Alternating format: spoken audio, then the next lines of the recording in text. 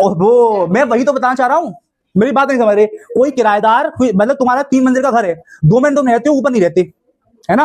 अब तुमने क्या करा, उसको बेचारे को स्माइल दे दिया, आगे चलो रह लेना। आइडियोलॉजी होगी मेरी, अपनी कोई आइडियोलॉजी है, मैं अपनी आइडियोलॉजी आगे इम्पार्ट करूंगा। मैं किसी के बारे में ये सोचता हूँ, मेरी लड़कियों को लेके ये सोच है। किसी देश के अंदर मुसलमानों के लीडर्स, देखो मुसलमान डिवाइड इस तरीके से हो गया ना।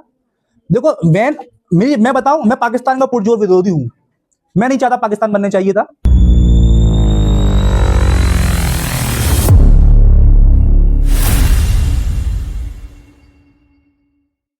नेशन स्टेट का उसने बताया था कि nation is a political unit that combine to concept.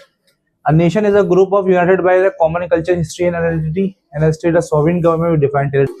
तो नेशन स्टेट दो चीजों से बना है, एक बनाया नेशन, एक बनाया स्टेट्स। इससे पहले ही बता चुका हूँ। Nation is a group of people United by the common culture history, जहां पर लोग जो है ना वो अपने आप को जो है ना वो एक जगह जोड़ने लगे, वो नेशन हो गया। स्टेट ये हो गया कि उसका स्टेट की दो शर्तें होंगी, एक डिफाइंड टेरिटरी होगी या वहां पर कुछ गवर्नमेंट होगी, दो होगी। The modern form of political organisation emerged and nationalism grew in Europe, ठीक है ना। तो नेशनलिज्म की जैसे जैसे भावना यूरोप के अंदर बढ़ने लगी, इससे पहली भी बार क्लास में बता चुका हूँ। जैसे जैसे नेशनलिज्म की भावना यूरोप के अंदर बढ़ने लगी, वैसे वैसे लोग जो है ना वो आजादी की तरफ जाने लगे, ठीक है ना। यही हुआ है मेनली। इसका नेक्स्ट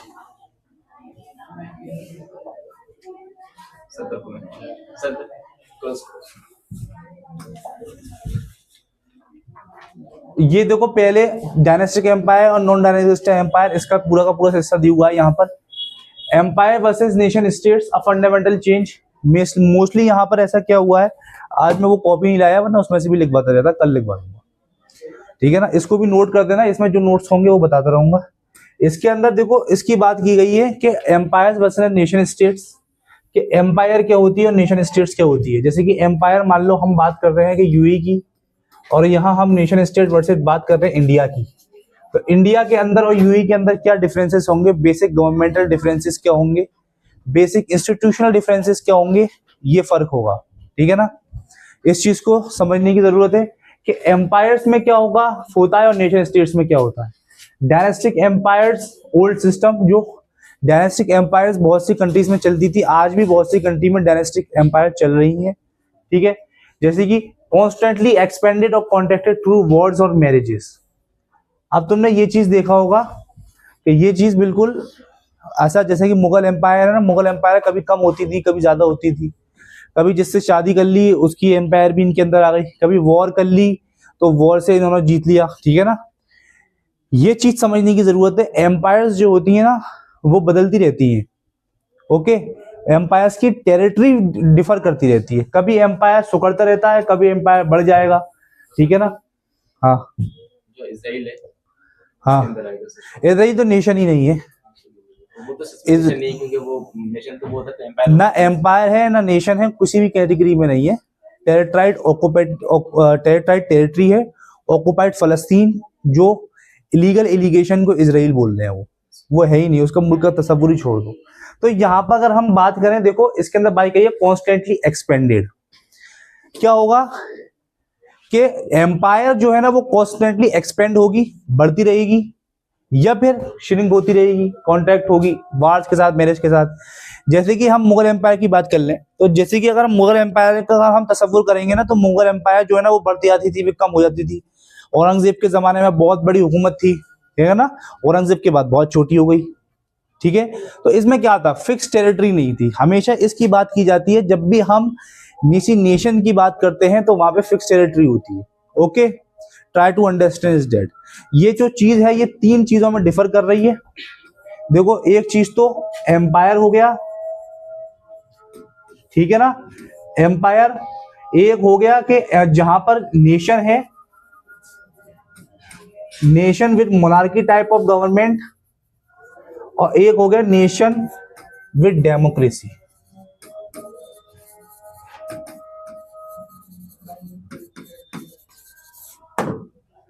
समझ में आ रही है। देखो एम्पायर जो था वो कॉन्स्टेंटली एक्सपेंड होगा, ये श्रिंक होगा, ठीक है। मतलब जैसे कि मुगल एम्पायर की बात कर ली, ठीक है, मुगल एम्पायर को एम्पायर ही को बोलते हैं, हुकूमत एम्पायर समझ में आया है कभी?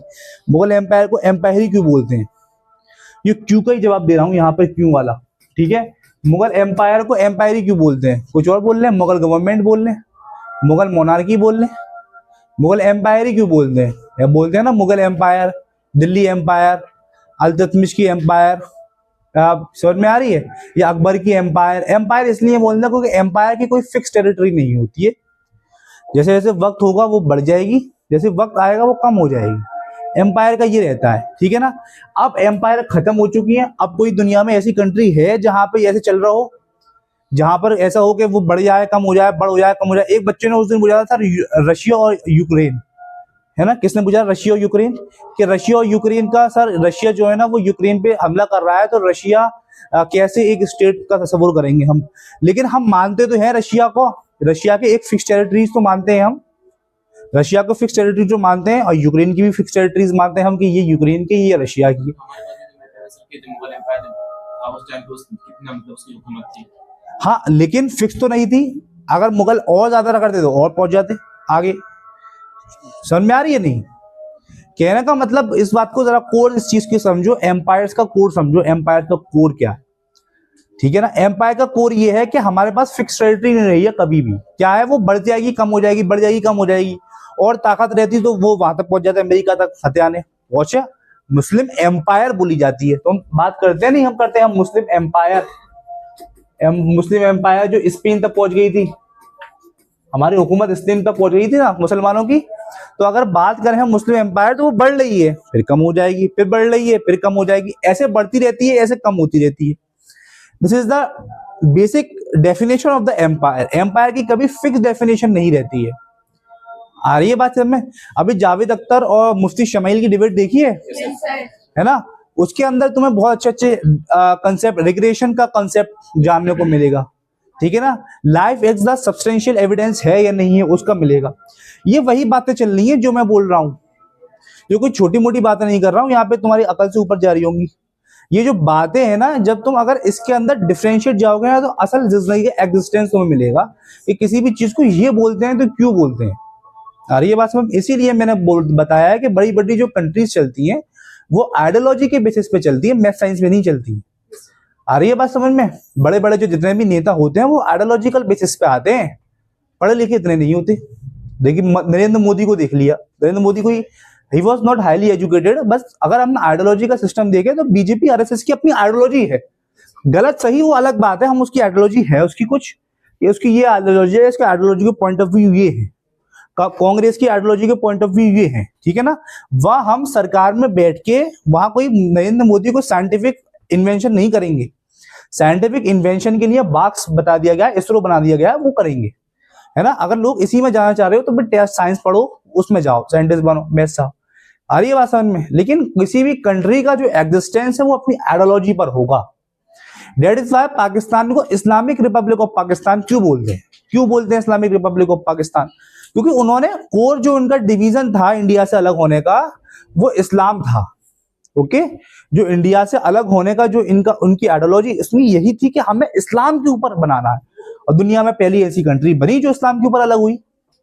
ओके, तो आइडियोलॉजी को समझो कि दुनिया के अंदर जितनी भी सब चीजें सर्कुलेट होती है वो आइडियोलॉजी पे सर्कुलेट होती है ना। रशिया की अपनी आइडियोलॉजी है, जिसकी आइडियोलॉजी, चाइना की अपनी आइडियोलॉजी है, उसकी आइडियोलॉजी काम कर रही है। उसके नीचे, आइडियोलॉजी के नीचे आते हैं सब कुछ, हर एक एक बड़ा ऑफिसर, हर बड़े से बड़ा जो है मंत्री, हर बड़े से बड़ा पॉलिटिशियन, सब आइडियोलॉजी के नीचे आएगा।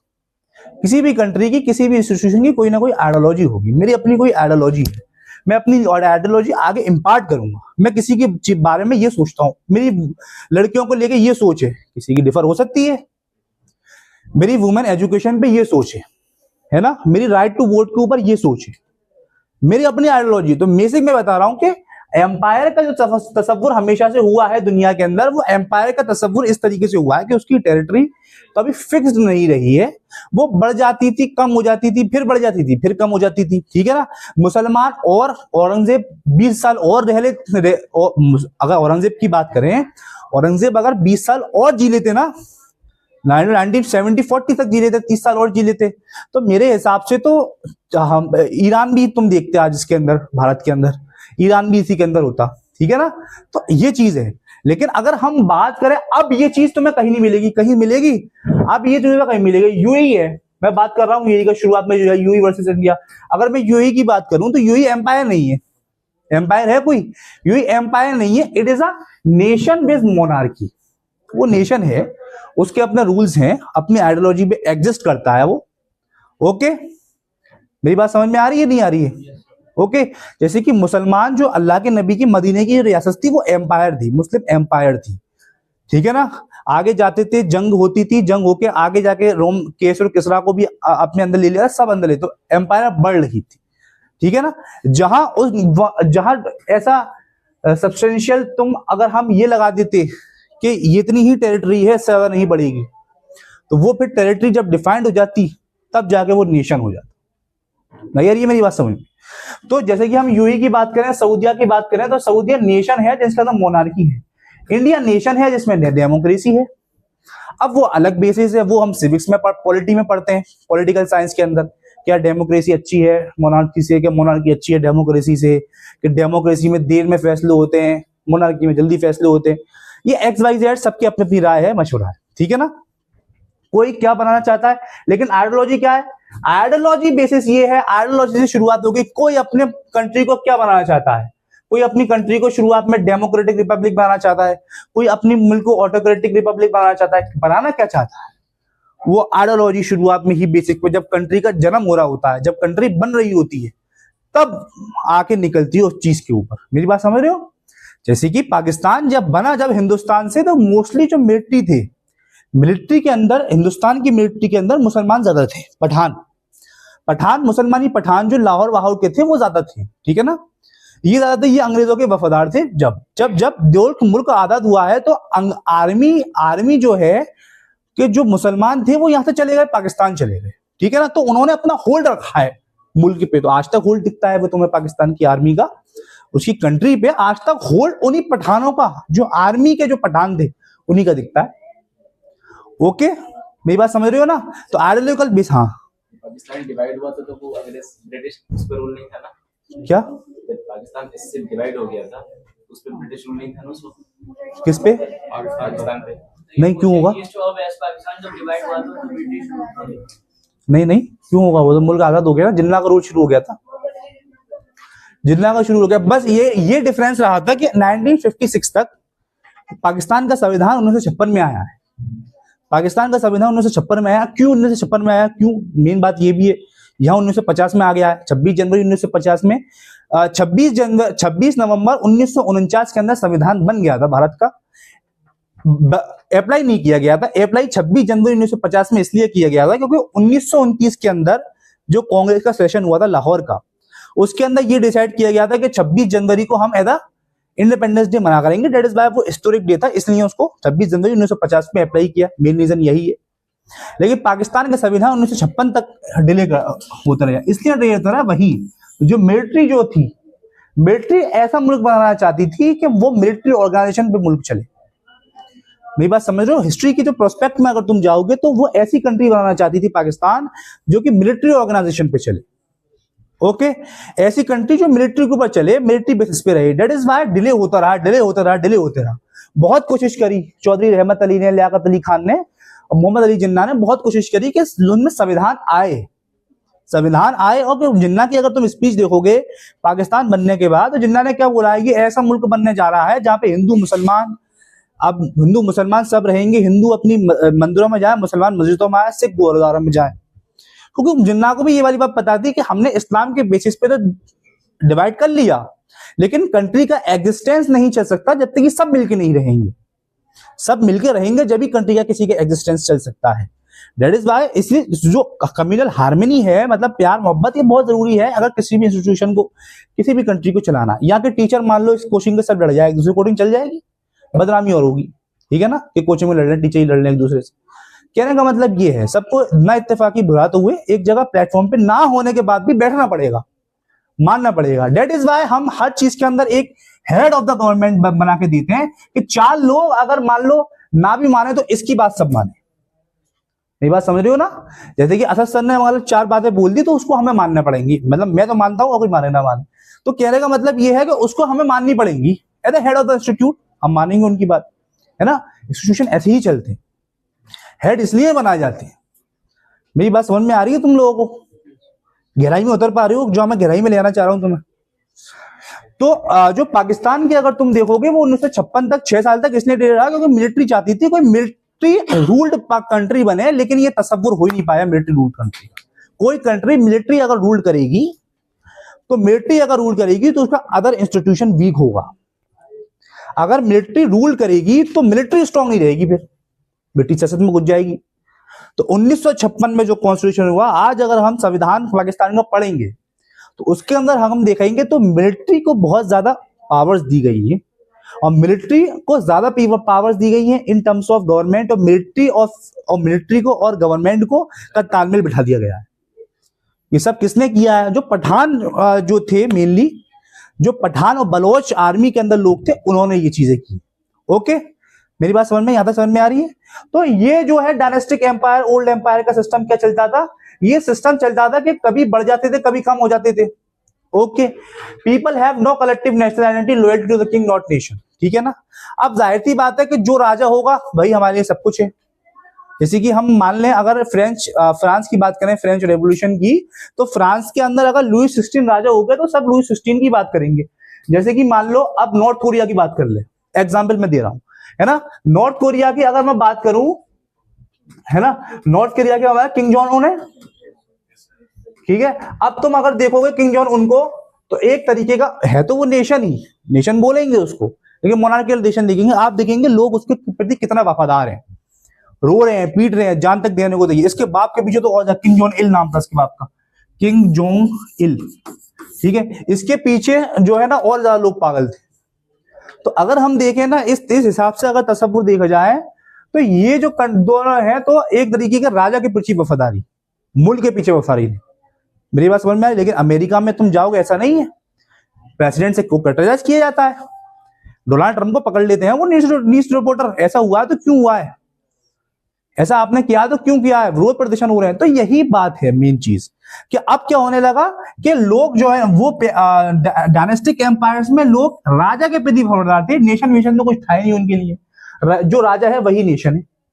जैसे कि हम बात करें औरंगजेब, औरंगजेब ही सब कुछ, अकबर ही सब कुछ, शाहजहां ही सब कुछ है, ठीक है ना। हुकूमतें कितनी फैली पड़ी है, लोग खुद को नहीं पता, लोग तो बस अपने राजा को देख रहे हैं, राजा को देखा भी नहीं, उसके बाद वफादार है कि हमारा शहंशाह तो अकबर है, जो भी है वही है। मेरी बात समझ रहे हो? लेकिन उसके बाद क्या हुआ है कि आज अगर हम नेशन स्टेट्स की बात करें, मॉडर्निटी की बात करें, जो मॉडर्न बेसिस पे आज जो आ रही है, तो फिक्स्ड बॉर्डर हो गए। एक मिनट, कोई पूछ रहा सवाल? हाँ, आप कहने की टेरिटरी फिक्स हो गया। हाँ, इस तरह से कि चाइना में उस वक्त चाइना तिब्बत पे कब्जा कर लिया था, तो क्या तो डेमोक्रेसी थी उस वक्त वहां पे चाइना में। तो गलत तो बोलते हैं ना इस चीज को, बहुत सी कंट्रीज चाइना को गलत तो बोलती है ना कि तिब्बत पे कब्जा करने के लिए, गलत तो बोलती है।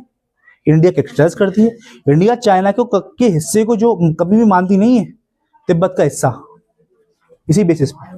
तो फिक्स बॉर्डर है जो कि रिकॉग्नाइज इंटरनेशनली किए जाएंगे। अब देखो इजराइल खदीजा क्या हो गया, क्यों बातें शुरू हो गई? अब इजराइल की बात करें हम, तो इजराइल का ये जो है, देखो ये वाला जो पॉइंट है ना, ये पॉइंट इजराइल पूरी तरीके से डिक्लाइन करता है, ये उसके बेसिक स्ट्रक्चर में ये पॉइंट है नहीं as a country. Fix border fix है ही नहीं।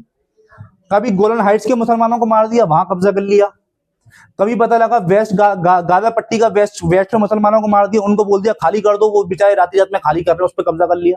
कहाँ है फिक्स टेरिटरी? समझ में आ रही है? और जो सो कॉल नफरती गवर्नमेंट्स दुनिया में चल रही हैं, उसको सपोर्ट भी कर रही हैं, उसको, इजराइल के एक्ट्स को। मैं नाम नहीं लेना चाह रहा, समझदार हो तुम।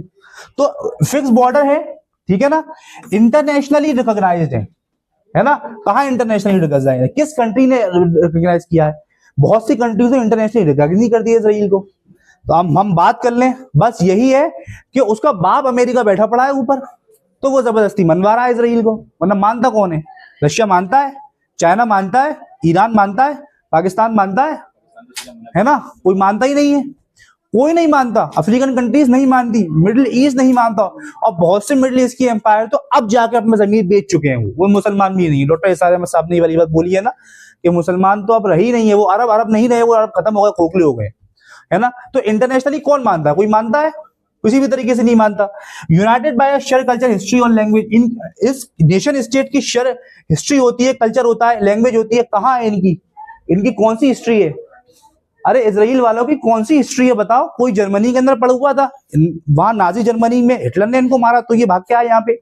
कोई पोलैंड में मार रहा है इनको, कोई कहीं मार रहा है, ये तो पिटी पिटे हर जगह पे। ठीक है, तो इनकी कौन सी हिस्ट्री, इनका कौन सा कल्चर, इनकी कौन सी लैंग्वेज? कोई लैंग्वेज इनकी है ही नहीं। इंडिया के अंदर पड़े हुए हैं, कोई लैंग्वेज है इनकी? मेरी बात समझ रहे हो? ये चीज है, इनकी तो कोई लैंग्वेज भी नहीं है, इनका कोई कल्चर नहीं है, अच्छा हिस्ट्री नहीं है किसी भी तरीके से। तो इजराइल को किस बात पे सपोर्ट कर रहा है और जो कर रहे हैं वो किस बेसिस पे सपोर्ट कर रहे हैं? अगर मैं दो बातें, अगर ये वाला पॉइंट और ये वाला पॉइंट उठा के रख दूं तो कोई मुझे डिफेंड नहीं कर पाएगा। पढ़े से पढ़े लिखा आदमी ये डिफेंड नहीं कर पाएगा कि आप किस बेसिस पे इजराइल को सपोर्ट कर रहे हैं, उनकी शेयर्ड हिस्ट्री कहाँ है, शेयर्ड लैंग्वेज कहाँ है, शेयर्ड टेरिटरी कहाँ है उनकी।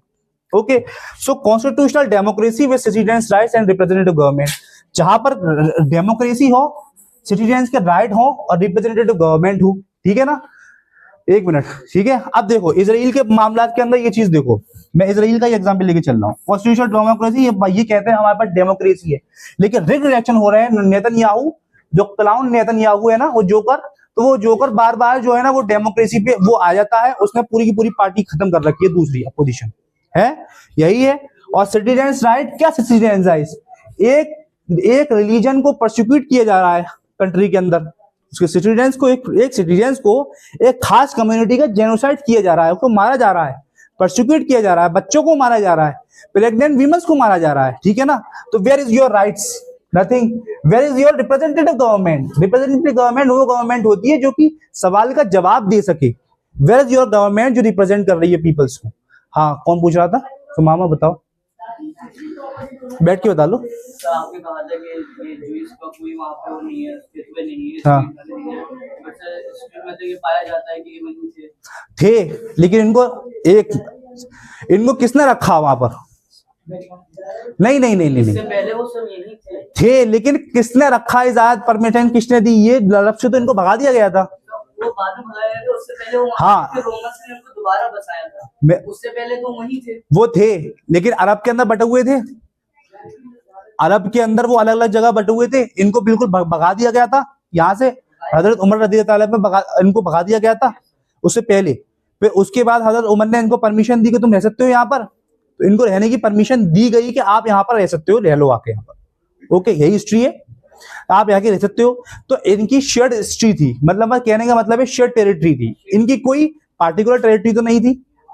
तो कैसे इन्होंने इजराइल फलस्तीन के जो लोग थे, जिनका अधिकार अपनी जमीन पे था, जिनका अधिकार था उनकी जमीन पर, जो उनकी खुद की जमीन थी फलस्तीनियों की, उसको कैसे इन्होंने उसका जमीन पे कब्जा कर लिया। ओके, पॉइंट इज हियर, ये पॉइंट है आपकी। तो जो टेरिटरी है ना, वो डिवाइडेड टेरिटरी है, वो शेयर टेरिटरी थी नहीं। मेरी बात समझ रहे हो ना? ये जो चीज है ना, ये 3-4 पॉइंट लिखे हुए हैं, ये पॉइंट ही नहीं है, समझ लो पूरे का पूरा। मैं क्या बताऊं कि दुनिया का सार है ये जो है ना, ये दुनिया का सार है। और जिस बच्चे ने इन चीजों को समझ लिया ना, वो ये समझ लो वो अच्छे से डिबेट कर पाएगा, वो डिबेट कर पाएगा पढ़े पढ़े लिखों से। बच्चे अच्छे को बात प्रोफेसर नहीं बता पाएंगे तुम्हें। ये जो कंसेप्ट जो यहाँ लिखे हुए हैं ना, आप प्रोफेसर के पास जाओगे ना, फिजिक्स के प्रोफेसर के पास, मैथ के प्रोफेसर के पास, इनके पास, वो नहीं बता पाएंगे तुम लोगों को ये वाली बात कि आप अगर इजराइल को क्या एक्सीडेंट मानते हैं, क्या नहीं मानते, इंडिया को क्या समझते हैं, आइडियोलॉजिकल बेसिस आपका क्या है, नहीं बता पाएंगे। मोस्टली कंट्रीज नहीं बता पाएंगे। ठीक है ना? तो इतना देखा है ना, ये आ जाते हैं कभी इंस्टाग्राम पे रील स्क्रॉल करते होगे तो देखते होगे, गरीब मुसलमानों के पास आ जाते हैं, उनके पास कोई जवाब नहीं होता है ना, वो उल्टा सीधा बोल देते हैं, है ना। क्या इमेज पैदा करने की कोशिश की जा रही है? इस तरीके की इमेज पैदा करने की कोशिश आ रही है। मुसलमान तो होते ही ऐसे हैं, नफरती होते हैं, है ना, जालिम होते हैं, जुल्म करते हैं, है ना। ओके, अब तुम देखोगे मुफ्ती शुमाइल नदवी साहब को देखोगे ना, तो सो मच एजुकेटेड पर्सन, कितने एजुकेटेड पर्सन है, लंदन में रहते हैं, ठीक है ना, उनको जो उस्ताद है वो भी लंदन में रहते हैं, हाईली एजुकेटेड, ऑक्सफोर्ड के पढ़े हुए। समझ में आ रही है? एक एक विषय पे जो है ना, एक एक विषय के जानकार, एक एक वर्ड्स पे आधा घंटा बोल जाएंगे वो। He has so much deep knowledge.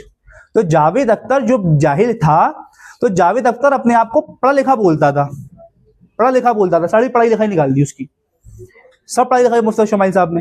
तो दिस इज द बेसिक। मैं इसी बारे में बोल रहा हूं कि हम जो थे अपनी हिस्ट्री भूल चुके हैं। हम सबसे ज्यादा पढ़े लिखे कौन थे, हमारी सबसे ज्यादा इंटेलिजेंट लेवल था। ओके हमारा जैसे कि बख्तियार काकी रहमतुल्लाह अलैह का जब इंतकाल हुआ था तो बख्तियार काकी रहमतुल्लाह अलैह ने क्या बोला, मैं ऐसे इंसान के साथ, मतलब वो ऐसा इंसान मुझे नमाज जनाजा पढ़ाए जिसकी फजर की सुन्नतें न छूटती हो। ठीक है ना, यही बोला, जिसकी 4 सुन्नतें असर की ना छूटी हो। 4 सुन्नतें असर की, जो असर से पहले होती है, गैर मुक़द्दर सुन्नतें होती है, वो जरूर इंपॉर्टेंट भी नहीं है पढ़ना, वो ना छूटी हो। ओके ये शर्तें, तहज्जुद ना छूटी हो, 3 शर्तें लग गए थे। समझ में आ रही है। अब ये जब बख्तियार काकी रहमतुल्लाह अलैह के जनाजे को जब गुस्ल देने के बाद रखा गया है दिल्ली में, तो ये ऐलान किया गया कि ये जो 3 खुसूसियत हैं, अगर किसी ये कैरेक्टर्स किसी भी बंदे के अंदर वो आ जाए, जनाजा पढ़ा दे।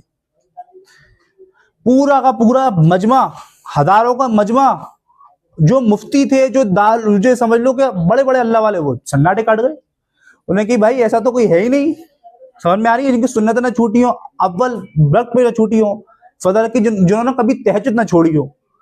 तो जो हम बोलते हैं ना, हम मुसलमानों के ऊपर जो ब्लेम किया जाता है कि जुल्म की हुकूमत की गई है या इसकी हुकूमत की गई है, तो इल्तुतमिश, शमशुद्दीन इल्तुतमिश जब निकलते हैं, he came from the crowd and he said to the मुफ्ती बख्तियार काकी रहमतुल्लाह अलैह, वो जनाजे पे उनको बोलते हैं कि आप तो सरेआम रुस्वा करा गए मुझे, आप तो सरेआम रुस्वा करा गए मुझे। कहने का मतलब ये है कि हम्बिलिटी देखो आप। इल्तुतमिश में ही वाज द दिल्ली सल्तनत का किंग एट दैट टाइम, और उसकी जो है उन सच इल्तुतमिश की एक भी फजर की सुन्नत नहीं छूटी है आज तक। तुम समझ रहे हो, तो आप उन्होंने नमाज पढ़ाई है, तो एट दैट टाइम वो हिस्ट्री हमारी रही है। That is the history of the Muslims. हमारे पास वो नॉलेज का म्यार रहा है, तो हम सब खत्म कर चुके हैं, अपना म्यार इतना गिरा चुके हैं। खैर तो उसके असर की सुन्नत में नहीं छूटी थी। कभी नहीं, है ना। अब देखो, ये देखो the process of the imagination, बहुत ध्यान से समझना। जैसे कि तुमने ये चीजें समझी है, इसको भी बहुत ध्यान से समझना। How nation state emerge, the process, कि कोई नेशन स्टेट, कोई भी कंट्री बनती कैसे है। ओके ये समझना। The emergence of the nation states was not a natural और inevitable process. Okay, it happens when political leaders, intellectual, common people work together to create a sense of national consciousness and unity among diverse population. कहने का मतलब इसकी इतनी बड़ी लाइनों में ये है कि नेशन स्टेट, कोई भी कंट्री नेशन स्टेट आसमान से नहीं उतरती है। कोई भी कंट्री नेशन स्टेट बनने की, उसको लोग बनाते हैं, लोगों की आइडियोलॉजी बनाती है और लोगों की सोच बनाती है।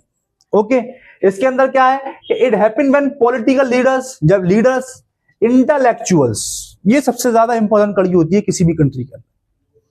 इंटेलेक्चुअल्स, जब किसी भी कंट्री की पढ़ी लिखी जो कौम है, जो पढ़े लिखे सेक्शंस ऑफ पीपल है, वो क्या सोच रहे हैं उस टाइम पे। मेरी बात समझ रहे हो। तुम हमेशा किसी भी मुल्क जो खसारे में जा रहा होगा, मूविंग टुवर्ड्स द बैड, या फिर कोई भी कंट्री जो अच्छाई की तरफ जा रहा होगा, मूविंग टुवर्ड्स द गुड, तो ये देखना कि उस कंट्री के जो है ना वो इंटेलेक्चुअल्स, पढ़े लिखे लोग क्या सोच रहे हैं। अगर उस कंट्री के पढ़े लिखे लोग अगर हिंदू मुसलमान कर रहे हैं तो फिर कंट्री का नस्ल-ए-नाश होना तय है। अगर उस कंट्री के अब भी लोग ये वाली बात बोल रहे हैं कि नहीं, मुस्लिम्स आर हमारे पार्ट है, they are integral part of India, मुसलमान कहीं जाएंगे तो ही मुसलमान, अगर ये उस लोग पे सोच रहे हैं ना, तो वे कंट्री के अंदर अब भी है कि कंट्री अभी बुनियाद पे खड़ी हुई है कि वो कंट्री अभी बच जाएगी। ओके ये जो मैं समझाने की कोशिश कर रहा हूं, मैं तुम्हें जो समझाने की कोशिश कर रहा हूं तो समझ जाओ, मैं इशारा कर दे रहा हूं। तो इंटेलेक्चुअल्स, कॉमन पीपल, ठीक है ना। देखो इंटेलेक्चुअल से अलग कर दिया गया है कॉमन पीपल्स को। आम लोग और इंटेलेक्चुअल जमीन आसमान का फर्क है। दैट इज व्हाई अल्लाह के नबी ने अपनी हदीस में, अल्लाह के नबी ने सही बुखारी के अंदर हदीस है, अल्लाह के नबी ने ये वाली बात फरमाई है कि पढ़े लिखे अलग होते हैं ना जानने वाले और ना जानने वालों से। जानने वाले अलग होते हैं ना जानने वालों से। दैट इज व्हाई अपनी कैटेगरी जानने वालों में बनाओ, ना जानने वालों में मत बढ़ाओ। कुछ भी सुन लिया, कुछ भी दिमाग में भर लिया, कुछ भी कर लिया, कोई इंटेलेक्चुअलिटी नहीं है, कोई बात के ऊपर जहनियत नहीं है, कोई अपने थॉट्स नहीं है तुम्हारे लोगों की, इसके अंदर अपनी कैटेगरी मत बनाओ, ठीक है ना। अपने आप को यहाँ पावर शो करने की, अगर तुम्हारे अंदर पावर है, ऐसा अगर तुम्हारे अंदर पावर है, भाई हम बहुत पावरफुल है, भाई हम फलाने खानदान के बहुत पावरफुल आदमी हैं, या हमारा नाम का सिक्का चलता है, पावर है तो जाओ यूपी पीसीएस में दिखाओ। हाँ भाई दिखाओ ना, वहां जाके पावर। वर्दी क्यों नहीं आती है फिर बॉडी के ऊपर, मुसलमानों की? क्यों नहीं आती है वर्दी अगर तुम इतनी पावरफुल लोग हो? क्यों नहीं आती है? ऑफिस क्यों नहीं तुम्हारे अंदर आता है? क्यों नीली और लाल बत्ती की गाड़ियों में तुम नहीं घूम पाते हो अगर तुम इतनी ही पावरफुल हो? क्यों नहीं आती ये सब चीजें? बस इन्हीं इन्हीं चोचलेबाजी में खत्म। शाम में चाय पी ली, होटल पे बैठ गए, बुलेट लेके घूम लिए, बिरयानी खा ली, बुरा की खत्म, जिंदगी निकल जा रही है। यही तो हो रहा है। गलत कह रहा हूं मैं रंशा? ओके, अगर तुम इतनी ही पावरफुल हो, तुम्हारे जहन अगर इतना ही पावरफुल है, तो वाई यू आर, तुम इस पोजीशंस पे क्यों नहीं जा पा रहे हो? तुम इस पोजीशंस पे क्यों नहीं जा पा रहे हो कि अगर अपनी पावर्स को शो करना है, आइडेंटिफाई करना है, तो उस पावर पे क्यों नहीं जा पा रहे हो? ओके, ये है। तो common people work together to create a sense of national consciousness. जब लोग नेशनल कॉन्शियसनेस, ये सारे लोग जिनकी मैं नहीं बात करूं, intellectual, common people, political leaders, ये नेशनल कॉन्शियसनेस, मेरी बात समझ रहे हो? What is the national consciousness? जब ये सारे के सारे लोग मिलके किसी भी कंट्री को नेशन बनाने की तरफ बढ़ेंगे, नेशन बनाने की तरफ, जब जाके कोई भी कंट्री नेशन बनेगा। ओके, इन सारे लोगों को बनेगा आइडेंटिटी अमंग डाइवर्स, क्या इनकी आइडेंटिटी सेम होगी? ठीक है ना? भारत के सारे लोग अपने आप को जब भारतीय मानेंगे, जब एक भारतवर्ष पैदा होगा। कहने का मतलब ये है। आ रही है बात समझ में? ओके, मुसलमान जब अपने आप को एज अ कौम मानेंगे, जाति, बरादरी, छोटा, बड़ा, नीच, कम, मालदार, फकीर, इन सब चीजों से ऊपर उठेंगे, जब वो मुसलमान बनेंगे ना, तब जाके मुसलमान का कुछ होगा। ओके, ये चीज है। सो और अब में हालातों को अगर देखा जाए ना, मोस्टली अगर हालातों को देखा जाए, तो जो पहले के मुसलमान थे ना, जो चाहे अनएजुकेटेड थे लेकिन हमसे बेहतर थे, तभी तो मुसलमानों की एक एम्पायर चली है, लोगों का साथ है, तभी तो एम्पायर चली है। तुम देखो दिल्ली सल्तनत 300 साल, 200 साल रही है, 250 साल, 300 साल है ना, मुगल 300 साल रहे हैं। ओके, अगर हम इस तरीके से देखा जाए तो 500 साल की जो हुकूमत रही है हिंदुस्तान में मुसलमानों की, तो उस हिसाब से देखा जाए तो लोग एक हुए हैं ना, मुसलमान जो अनएजुकेटेड, अब इतनी पढ़ाई लिखाई तो नहीं थे जो आज है, तो इतनी पढ़ाई लिखाई जो इतना कम एजुकेटेड लोग भी लोगों को साथ दे चुके हैं, जबकि एजुकेशन अपने सबसे कम स्तर पे थी उस टाइम पे, और आज एजुकेशन होने के बाद भी हम बिखरे पड़े हैं। लीडरशिप नहीं है। Okay, one of the reason is leadership. लेकिन अगर लीडरशिप भी हमें मिल जाए तो हम अपने लीडर को कहाँ मानते हैं? बताओ, मुझे बताओ, सर ऐसा कोई कैपेबल लीडर इस टाइम पे है? मुझे बताओ उस टाइम पे, क्योंकि हम बढ़ गए। और दूसरी बात यह है कि हमारा सबसे ज्यादा नुकसान हो गया, हम तो 3 भागों में बढ़ गए। मैं बिल्कुल विरोधी हूं पाकिस्तान का, अगर देखा जाए तो आइडियोलॉजिकल बेसिस पे वो करो ना। कहा क्यों हंसी आ रही है भाई तुम्हें? बड़ी हंसी आ रही है। तो बात की नहीं है, आज करूंगा सर से जाके। तो आइडियोलॉजिकल बेसिस पे अगर दी जाए ना, आइडियोलॉजिकल बेसिस पे अगर देखा जाए तो देखो पाकिस्तान का मैं बिल्कुल विरोधी हूँ, ठीक है ना। लेकिन उस टाइम मौलाना अबुल कलाम की बात किसने मानी बताओ? When Maulana was standing on the steps of the Jama Masjid, he was saying, मौलाना बोल रहे थे कि तुम्हारे बाप दादाओं की कब्रें यहाँ पर हैं, तुम्हारी मस्जिदें यहाँ पर हैं, तुम्हारे कब्रिस्तान यहाँ पर हैं, तुम्हारे ताजमहल, लाल किला यहाँ पर है, तुम कहाँ जाते हो अपना मुल्क छोड़ के? कितने लोग रोके? अगर मौलाना की बात होती तो जिन्ना का पार्टीशन का जो तस्वुर था वही खल्लास हो जाता। मौलाना तो साथ थे ना। ओके, ये थी। तो अपने ऊपर ये देखो कि तुम हिस्ट्री के कौन से पार्ट की तरफ खड़े हुए हो, हिस्ट्री का कौन सा पार्ट तुम्हारा फ्यूचर डिफाइन करेगा, तुम फ्यूचर में कहां स्टैंड करना चाह रहे हो, है ना। ये दुनिया एक बार ही मिली है, लाइफ एक बार है, इस लाइफ के अंदर तुम कितना अचीव कर पा रहे हो। और गोल इज नॉट, ये जो गोल है ना, ये गोल सब कुछ नहीं होता है, सब कुछ सफर होता है। जो सफर को हासिल कर लेगा गोल तो उसको मिल जाएगा। ओके, सो यहां पे अगर हमने rights of nationalism created a powerful sense of collective identity among people, क्या जब लोग कलेक्टिव आइडेंटिटी की तरफ बात करने लगे, एक समझने लगे अपने आप को। Okay, so citizens loyalty shifted from individual monarch to their nation. जब किसी एक इंडिविजुअल के पीछे वफादारी ना हो, लोग नेशंस के पीछे वफादारी करें। ओके, मतलब एक राजा के पीछे वफादार ना हो, पूरी कंट्री की राजा कैसी भी आता है, बनता रहे, बगड़ते रहे। अगर तुम देखोगे ना, तुम कहोगे अमेरिका बहुत ताकतवर है। अमेरिका की ताकत का राज ये भी है कि वहां पर लोग उसके प्रेसिडेंट को सुप्रीम नहीं मानते हैं, अपनी कंट्री को सुप्रीम मान रहे हैं। प्रेसिडेंट कोई भी आए, डोनाल्ड ट्रम्प आ जाए, डोनाल्ड ट्रम्प के बाद जो बाइडेन था, उससे पहले फिर डोनाल्ड ट्रम्प था, उससे पहले बराक ओबामा था, आ जाए, कोई भी आता रहे, आते रहे। George Washington was a great American president, आते रहे, कोई दिक्कत नहीं है। आए, आगे चले गए, बहुत से आए, बहुत से चले गए, है ना। दैट इज व्हाई मुझे अटल बिहारी वाजपेयी का ये चीज बहुत अच्छी लगती है। अटल बिहारी वाजपेयी पार्लियामेंट के अंदर जब बोलते हैं अटल बिहारी वाजपेयी कि ये देश बिगड़ेगा बनेगा, लेकिन ये देश रहना चाहिए, ये देश का संविधान रहना चाहिए। सरकारें आएंगी जाएंगी, सरकार तो आएंगी जाएंगी, लोकतंत्र रहना चाहिए, लोकतंत्र का स्वरूप रहना चाहिए, ठीक है ना। तो ये मुझे बहुत अच्छी बात लगती है। मेन चीज ये है, nation is the supreme, nation हमेशा सुप्रीम रहना चाहिए किसी भी पीपल्स के लिए। ओके, तो यहाँ पर हमने कि formation of the fix territories, nation की फिक्स टेरिटरीज होती हैं, क्लियरली डिफाइंड होती है और रिकॉग्नाइज्ड होती है बॉर्डर्स। ओके, अब यहाँ पर जो तीसरी लाइन जो है ना, वो इजराइल को खत्म कर देती है खुद ही, ठीक है ना। कैसे खत्म कर रही है इजराइल को, कि फिक्स टेरिटरीज नहीं है, ठीक है ना, क्लियरली डिफाइंड भी नहीं है, कोई डिफाइंड है, कभी बढ़ जाती है, कभी आगे आ जाते हैं, कभी पीछे आ जाते हैं। 1965 में आए, 1965 में कहाँ थे, 1965 से पहले कहाँ थे। कोई भी नेशन जो है ना, उसकी शुरुआत से ही बाउंड्री होती है। भारत की हम बात करें, जैसे कि हम भारत की बात करें, तो भारत जो आज है, उसके बाद चलो डिवाइड हो गया, हम वो वाली बात बोल रहे हैं, हम डिवाइड हो गया भारत, लेकिन भारत जो है वो था तो सही, पहले से ही बढ़ जाता था, कम जाता था। इसके अंदर हमारी संस्कृति जो थी, हमारे लोग तो इसके अंदर रहते थे। कहाँ है इजराइल, सुमामा कहाँ था इजराइल के लोग? जो आज इजराइल रह रहे हैं, जिस जगह पे ये रह रहे हैं, जिस टेरिटरी में रह रही थी, उनकी फिक्स टेरिटरी कहाँ है? एक्सप्लेन करो मुझे, कहाँ है उनकी फिक्स टेरिटरी, वो कहाँ थे? कहाँ, क्यों नहीं है?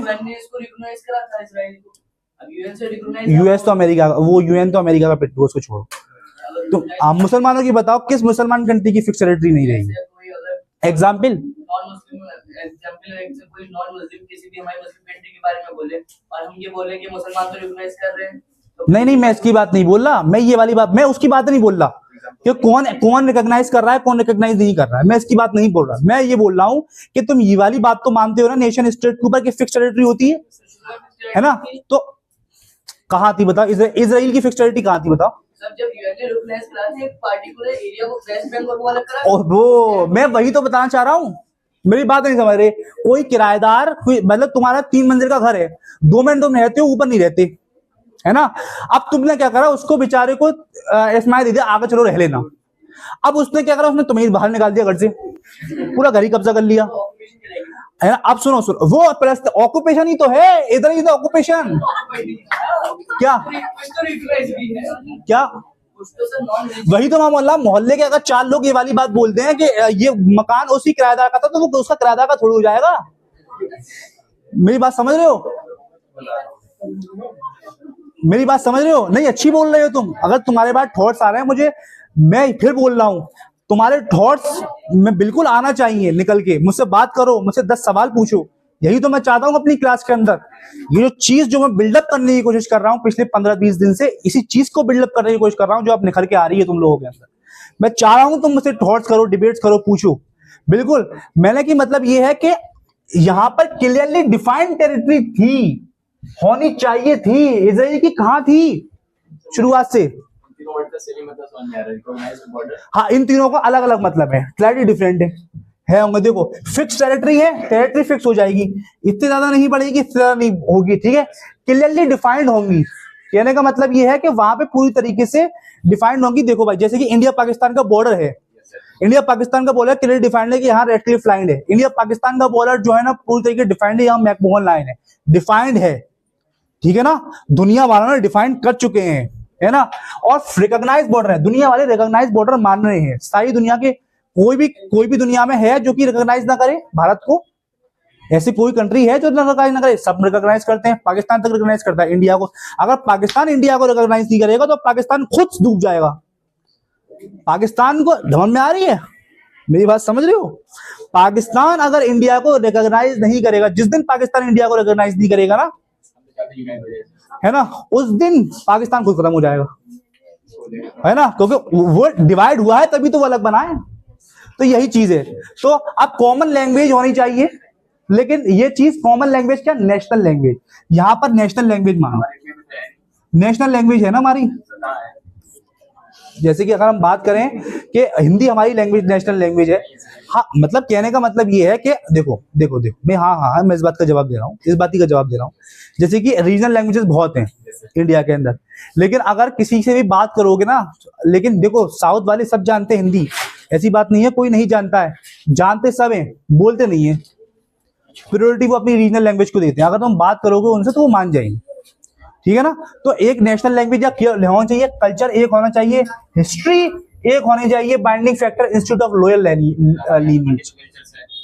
क्या लेकिन अच्छा देखो मेरी बात सुनो, तुम जैसे कि हमारे मल्टीपल कल्चर्स है, शादी के अलग कल्चर्स हैं साउथ में, खाने के पीने के, लेकिन अगर हम सबको एक देखें और अमेरिकन कल्चर से तुलना करें, अगर हम अपने कल्चर की, किसी कल्चर को फॉलो करते हैं ना, किसके, अमेरिका हो, इंडिया हो या पूरे होल वर्ल्ड के अंदर जो मुस्लिम्स हैं वो सेम कल्चर को फॉलो करते हैं। किस कौन से कल्चर को फॉलो करता है? सर हमारे यहाँ मतलब शादी का जो रिवाज है, जो मरने का हो, नहाने का हो, खाने का हो, वही मैं बता रहा हूँ ना, वो तो ग्लोबलाइजेशन की बात हो गया है, वो तो ग्लोबलाइजेशन का मसला हो गया। लेकिन अगर हम देखें पूरे भारतवर्ष के अंदर, अरे शांत हो जाओ अरबाज, अगर हम पूरे भारतवर्ष को देखें तो हमारा कल्चर अमेरिका कल्चर से अलग नहीं है।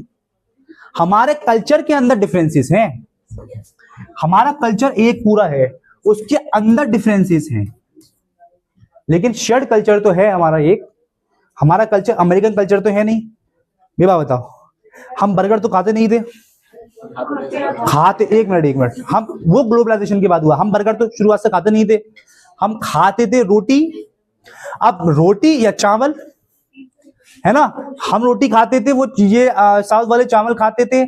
अब चावल को उन्होंने इडली बना दिया, इडली है ना, और उन्होंने फिर हमारी रोटी देख के अपना डोसा बना लिया। है तो एक ही चीज, अलग तो है नहीं। तो ये चीज है, gradually replace the declining multinational dynamic empires of Europe. ये जो नेशन स्टेट है, ये अब तुम देखना बड़ी बड़ी